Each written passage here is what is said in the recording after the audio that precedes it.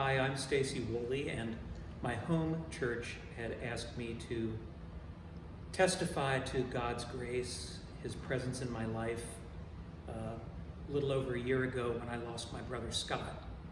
And Reverend Bruce Ford was moved by that video and asked if perhaps I could do another for my church family here at Pilgrim Chapel in Mount Adams. And I'm privileged to do that for you now. My dear brother Scot died very suddenly at the age of 60 while he was driving home from, of course, teaching a lesson to a vocal student. And I had seen him that morning, which was January 26th, 2019. Had lunch with him, in fact. He looked great. So it was quite tragic, as I say, sudden, unexpected. But God was there. There could be no question, because my brother had reached out to me. He called me, returning a phone call I had made to him during the lesson that he was teaching. So he was not alone when he passed away. And he was also able to describe to me the symptoms of the discomfort he'd been feeling. And I knew they were consistent with a heart attack, and I told him to go to the hospital, but it was too late. He passed out behind the wheel. But at least he was with me, I was with him. I'd been given a heads up as to the probable cause, because I did have to wait 14 weeks to get the autopsy results, which confirmed my suspicions. But were it not for that conversation, I wouldn't have had that opportunity to have that information, or the serenity that came from being with my brother in his last moments on earth.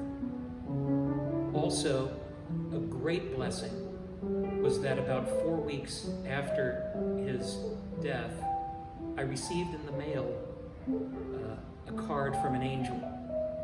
There was a nurse who was following my brother off the road, and he saw to my brother in his last moments. He called 911. So I knew that everything that could have been done had in fact been done, and that there was no guilt on my part for not having ascertained my brother's whereabouts. It was a true blessing to Scot's entire family. And then, what did God do?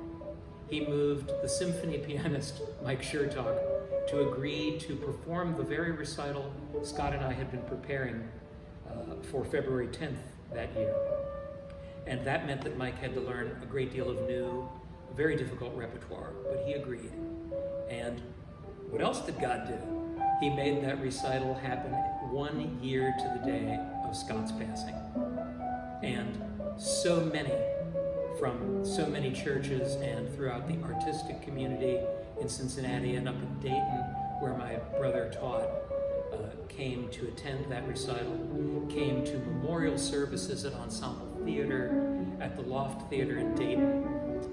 Scholarship was set up at Wright State University, where my brother taught, and there are memorial funds set up at the Madcap Puppet Theater and at the Ensemble Theater in my brother's name.